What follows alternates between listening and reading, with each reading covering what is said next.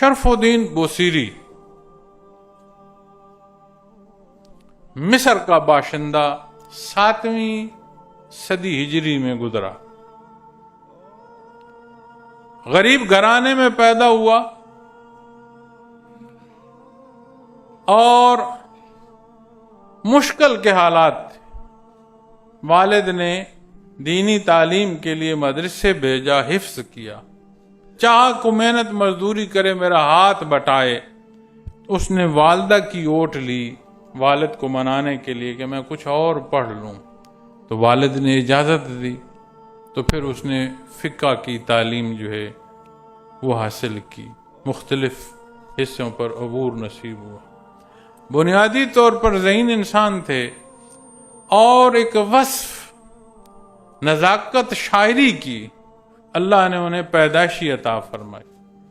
ہم لوگ مصرع سنتے ہیں اور لفظ یاد ہوں تو ترتیب یاد نہیں رہتی، اور جسے اللہ کریم یہ صفت دے اسے الفاظ آتے ہوں یا نہ آتے ہوں وہ الفاظ ایسے بولتا ہے کہ ترتیب بنتی چلی جاتی ہے. تو وہ جو علم میں ماہر ہوئے انہوں نے بچوں کو پڑھانا شروع کر دیا.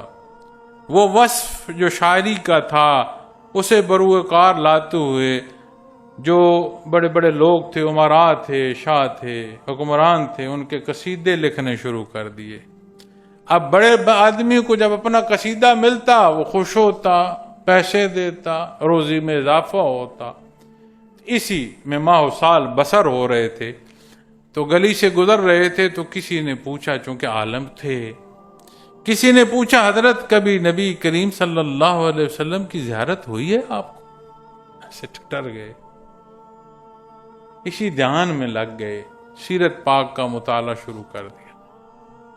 سیرت پاک کا مطالعہ کرتے گئے، جوں کرتے گئے جوں محبت کی تڑپ بڑھتی چلی گئی. جوں محبت بڑھتی گئی، جوں طلب بڑھتی گئی، جوں پڑھتے رہے. ایک ایسا عمل، اسی عمل کے دوران بیمار ہوئے، فالج کا اٹیک ہوا. اتنا سخت ہوا کہ معمولات زندگی چھوٹ گئے. معزز خواتین و حضرات، یہ تکلیف دہ صورت 15 سال قائم رہی. وہ شاہ و گدا جو گرد و پیش ہوا کرتے تھے سب چھوڑ گئے. ایک روز رات خیال کرتے ہیں تو میں نے تو بادشاہوں کے قصیدے لکھے ہیں، کبھی بادشاہوں کے بادشاہ کا قصیدہ نہیں لکھا. تو میں تو ان کے قصیدے لکھتا رہا کہ میں معذور ہوں، تو وہ تو مجھے بلانے سے، ہاتھ ملانے سے آ رہی ہیں، چھوڑ گئے ہیں. تو پھر انہوں نے قلم اٹھایا، پھر نبی کریم صلی اللہ علیہ وسلم کی شان میں قصیدہ لکھا. اس درد، اس محبت، اس عقیدت سے لکھا کہ وہ لکھ کر قلم رکھا، سو گئے. خواب میں نبی کریم صلی اللہ علیہ وسلم تشریف لائے، زیارت نصیب ہوئی. فرمایا اٹھو بوصیری.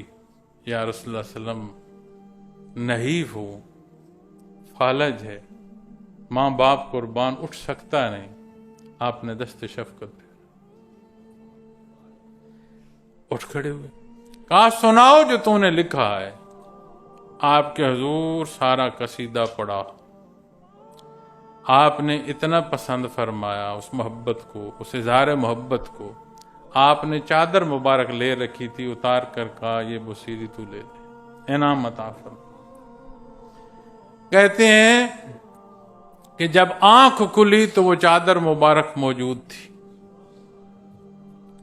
وقت دیکھا تو تہجد کا.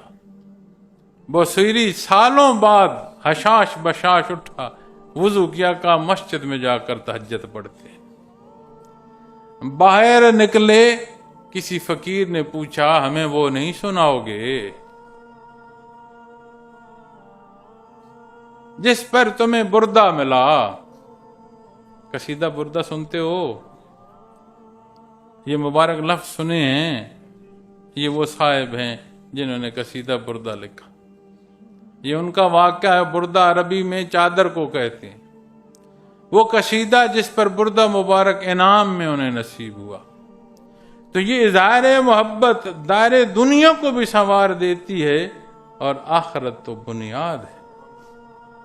اللہ کریم نے جو پیدا فرمایا حضرت آدم علیہ الصلوۃ والسلام کو، یہ سارے زندگی کے مراحل گزرنے تھے، لیکن بنیادی ٹھکانہ تو پہلے ٹھہرایا۔ تو جو جہاں پہنچے گا یہ مسافر، یہ تو اس کا ٹھکانہ ہے، رہے اپنی منزل کے رخ پر۔ تو جب بات منزل کے رخ کی آئے گی معزز خواتین و حضرات، تو بات اتباع محمد رسول اللہ صلی اللہ علیہ وسلم سے ہٹ سکتی ہے۔ حضرت قاسم فیضات رحمۃ اللہ تعالی علیہ فرماتے ہیں، جتنا قدم کوئی نبی کریم صلی اللہ علیہ وسلم کے حکم سے نکالے گا، اتنا قدم دوزخ کی طرف ہے۔